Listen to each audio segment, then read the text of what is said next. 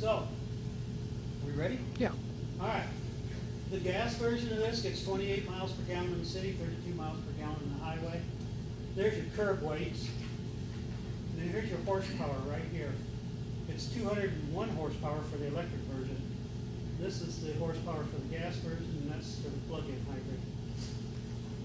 The gas version has a 13.2 gallon gas tank, 400 miles of range, with a 1.476 million BTUs of energy stored on board. Okay? Battery to gas tank comparison of the vehicles. The electric version has a 64 kilowatt hour battery capacity with a 258 mile range. The battery is equal to 1.952 gallons of gasoline, 0.218 million BTUs. It's, what was the other one? 1.4 million. 218,000. So it's seven times less energy on board, the electric version, okay? The gasoline version of this car could only go 62 miles on that amount of energy, and it would be out of gas. In other words, 201 more horsepower. EV version is 4 times more energy efficient than the gasoline version. So more facts and figures. Okay, this is our car. Kind of slides are a little out of order here. Our Ford C-Max has a 14-gallon gas tank, 1.5 million BTUs, and then it's got a 7.6 kilowatt hour battery pack, but it only uses 5.5 kilowatt hours for the electric drive. It uses 1 kilowatt hour right here for the hybrid drive. And we also have a tow vehicle for our trailer, which we rarely ever drive, and that's a Ford 150 right here.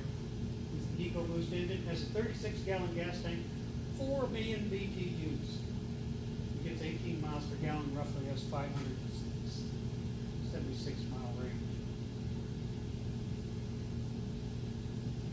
And this is kind of topical. I mean, you know, the Trump administration's wanted to freeze the standards for miles per gallon on cars. I kind of really think it's going to end up being irrelevant. Lost savings from abandoning the CAFE standards, maybe not. Most battery electrics get 100 miles per gallon. The Kona EV, for example, right here, would cost me $25 a month to charge at 8 cents a kilowatt hours, because I have grid tie solar, and that's what the electric company pays me when I sell them power. So if I don't sell them that power, I use it in the car, that's what it would cost me. At a residential rate of 12 cents a kilowatt hour, it would cost me $37 a month to operate the Kona.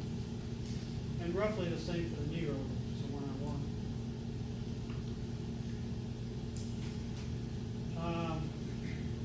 Brake-specific fuel consumption.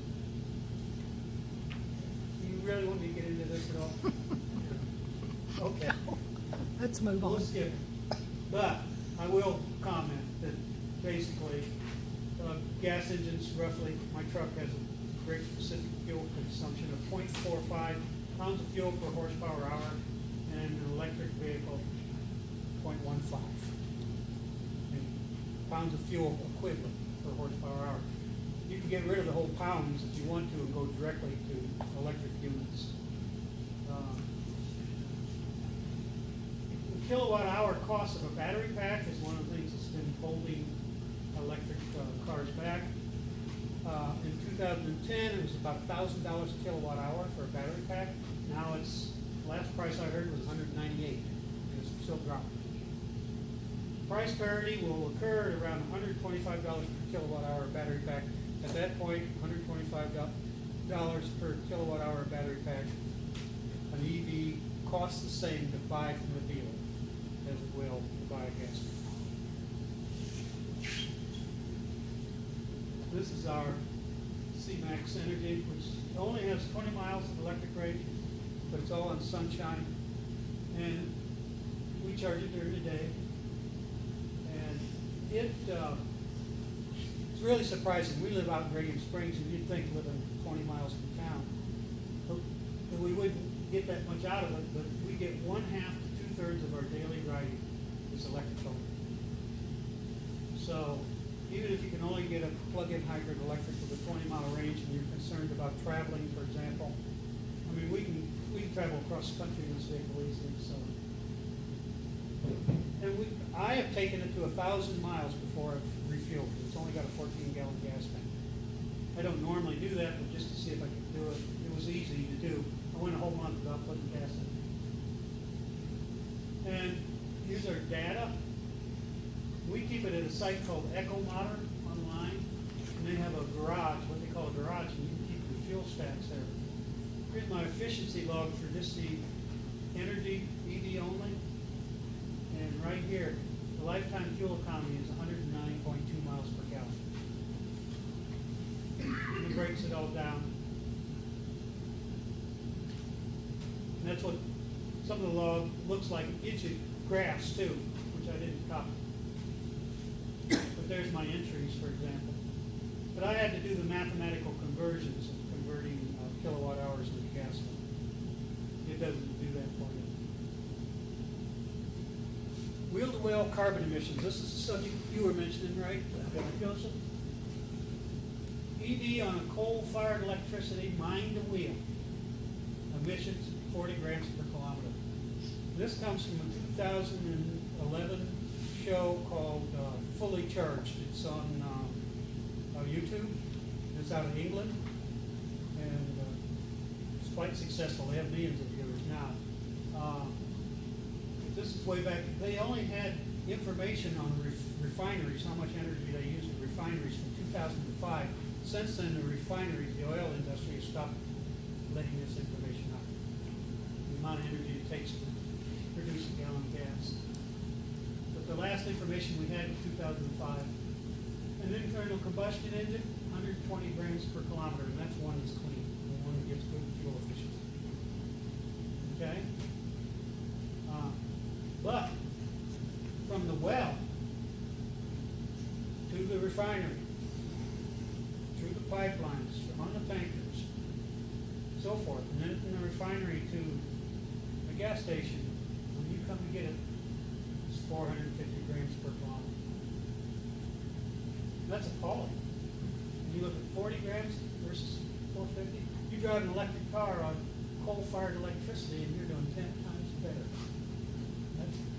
That's how bad internal combustion engines are in energy efficiency from the well to the wheel. Now, you want to translate that into miles, it's 1.6x conversion.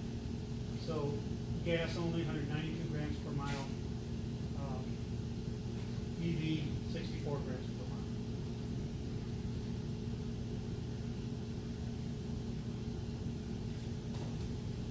I have a friend who's an aerodynamicist. This is a picture of a auto body form that has a drag coefficient of 0.13. And this vehicle here would be, as configured, with a gasoline engine, would be capable of 32 miles per gallon at 100 miles per hour. An electric version of this could get 100 miles per gallon at 100 miles per hour. At normal highway speeds, it would be like 180 miles per gallon. The only thing that would have to happen to make this body form work, right there, you see that line right there? Everything after that would have to be deployable. You wouldn't want to drive around the city with this tail. But it's doable. Mercedes-Benz actually has some deployable aerodynamics on one of their car prototypes they were working on recently. And it's been talked about since the 1930s, so this idea of deployable aft section. This is called a boat tail, by the way. So, you might have seen boat tails on the Sea Valley trucks. Has anybody noticed them? Yeah. Yeah, that's the reason it's there. It's worth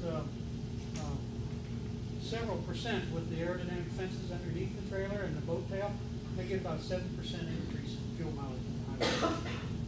And that's a big deal in trucking.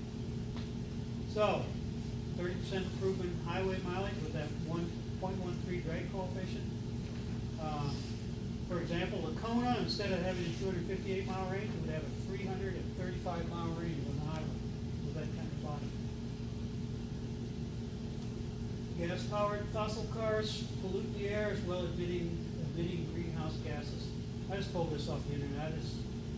I like it. I actually have a little bit of, since I got older, I developed claustrophobia. When I was young, I didn't have it, but when I'm in town now, and we only drive electric in town, when I'm in town and all of a sudden I'm getting into a traffic jam, and cars are all around me with their tailpipes spewing out, I can get claustrophobic in the vehicle. I make sure it's on recirc, and I want to get out of there when I'm surrounded by too many cars. Because my tailpipe isn't emitting anything, and it's all a matter of perspective. I think that's called objective correlative, but anyway, your perspectives change once you drive electric. This is a list of all the air pollutants that come from gas and diesel powered cars and trucks. And I first looked at this list, I said, no way, I can't use that as a slide. I said, well, wait a minute, they don't have to read it. We'll just put it up there. So there they are, and some of these account for about half of all cancers caused by air pollution. Listed down there in hazardous air pollutant topics. I like this because since the VW diesel scandal a couple years back, I think of this slide every time I see a VW. EVs are more efficient, reliable, need less service. They have only a couple hundred moving parts versus a couple thousand. They have less internal friction. Right here it says 50%. Don't need oil changes. They have regenerative braking, so they hardly use the brakes at all, so your brakes will last virtually forever. And all this reduces cost. The cost of operating a EV straight up with regular electricity rates is about 50% less than a gas engine. Reliably.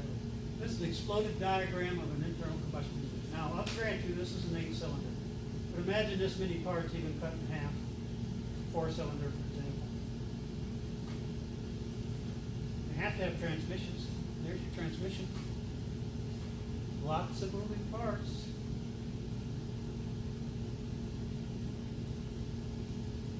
There's an exploded diagram of electric motor. That's it. They don't really need a transmission, but they do need what's called a gear reduction unit because they operate at really high RPMs. How are we doing? 1256. So we have to reduce the RPMs down from 20,000 RPMs down to where the wheels can use that power. And so they have a gear reduction unit.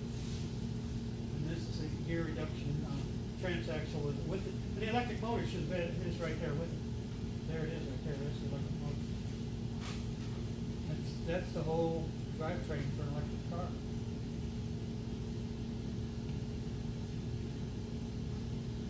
This graph, I think, is one of the most important ones I pulled up, and I just ran across it by accident. But right here is the electric power sector, this blue line up here. And starting about 2007, it started getting cleaner. I think right in here we had a recession. But anyway, it's getting more green all the time. You can see how the greenhouse gas emissions from the electric utility sector are going down, down, down. Here's transportation. Right? John. So if you want transportation to follow this line down, buy John. electric vehicles. Okay. Go ahead.